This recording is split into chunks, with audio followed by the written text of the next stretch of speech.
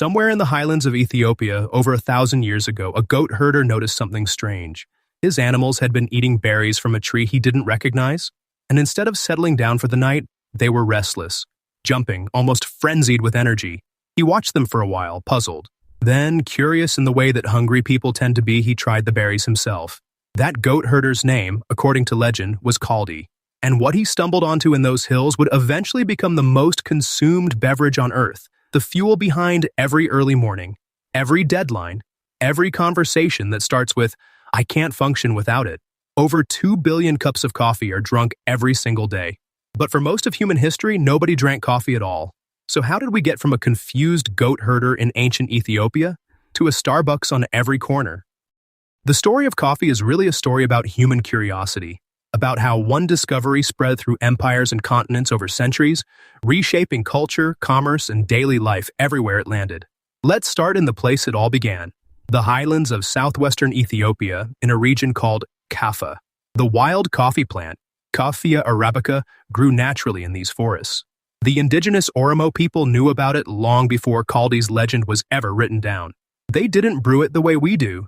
They would crush the ripe red berries together with animal fat, roll the mixture into small balls, and carry them as a kind of portable energy food. Think of it as the original energy bar. There was no hot drink, no roasting, no cup, just the raw plant, eaten whole, used to keep warriors and travelers going through long journeys. This early use of coffee is hard to pin to a specific century, but historians believe it was happening as far back as the 9th century, possibly earlier. The plant was simply part of the landscape, something people had worked with for generations before anyone thought to boil water and pour it over the grounds. The leap to something resembling the coffee we know today happened in Yemen. Sometime in the 14th or 15th century, Sufi monks in the Yemeni port city of Mocha, a name that should sound familiar, began experimenting with the dried husks and seeds of the coffee plant. They were looking for ways to stay awake through long nights of prayer and devotion. They made a drink called kishir from the dried husks, and eventually progressed to roasting the seeds themselves, grinding them and steeping them in hot water. This was the breakthrough. Roasting transformed coffee from a bitter, unremarkable seed into something that released entirely different compounds.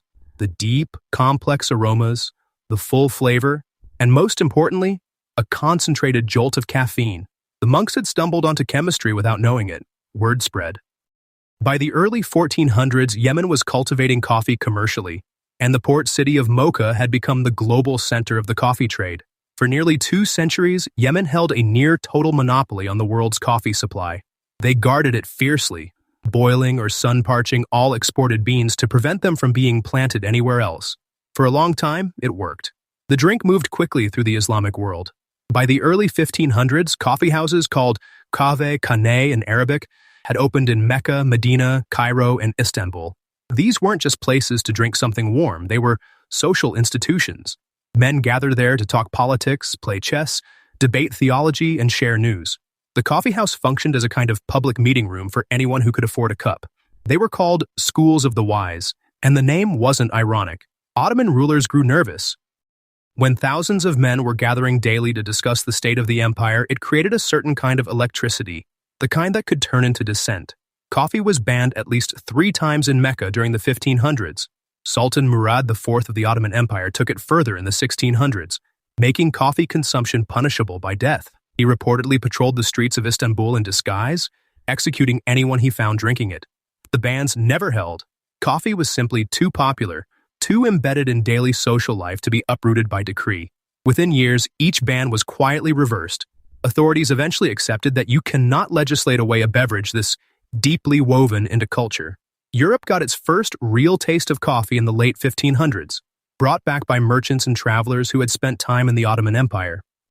Venetian traders were among the first to import it commercially, and by 1600, coffee was being sold in Venice. Pope Clement VIII was asked to issue a ban on this Muslim drink, as his advisors called it. He tasted it first. His response, allegedly, was that it would be a sin to let the devil have sole possession of something this delicious. He blessed the drink instead, and the door to Catholic Europe swung open. The first European coffee house opened in Oxford in 1650, run by a Jewish man named Jacob who had spent time in the Levant. 2 years later, a coffee house opened in London, and within a few decades there were over 2,000 of them across England alone. They became the internet of the 17th century. For the price of a penny, you could get a cup of coffee and access to every newspaper on the premises. Merchants traded stock tips. Scientists exchanged ideas. Playwrights workshopped material. Lloyd's of London, the insurance giant, started as a coffeehouse frequented by sailors and shipping merchants. The New York Stock Exchange traces its roots to a coffeehouse in Lower Manhattan called the Tontine Coffee House. Meanwhile, the Dutch had finally broken Yemen's monopoly. In 1616, a Dutch trader managed to smuggle a living coffee plant out of Mocha. The Dutch East India Company began cultivating it in their colonies, first in Ceylon, then in Java, an island in what is now Indonesia. Java became synonymous with coffee itself, a slang term still in use today. From Java, coffee plants spread to Suriname and then to Brazil. Brazil's entry into the story is where the scale becomes almost incomprehensible. By the late 1800s, Brazil was producing more than half of the world's coffee. By the 20th century, it was closer to 3/4. The Amazon basin's combination of altitude, humidity, and soil created conditions so ideal for the plant that Brazil transformed from a sugar colony into the undisputed capital of global coffee production, a position it still holds today. Back in the consuming world, coffee was quietly displacing other beverages in ways that had real consequences.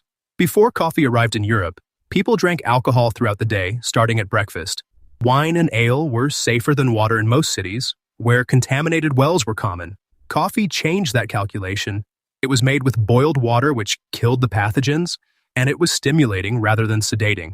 The popular theory, debated by historians but not entirely dismissed, is that the rise of coffee in Europe roughly coincided with a rise in productivity and rational thought, the period we now call the Enlightenment. Whether coffee caused it or simply accompanied it is impossible to say, but it didn't hurt. By the 20th century, instant coffee, espresso machines, and eventually the global coffeehouse chains we know today had made coffee accessible in forms and quantities that the monks of Yemen could never have imagined.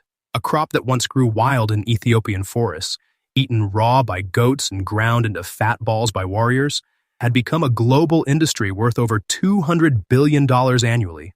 Kaldi's goats were onto something. It just took the rest of humanity about 1,000 years to fully appreciate it.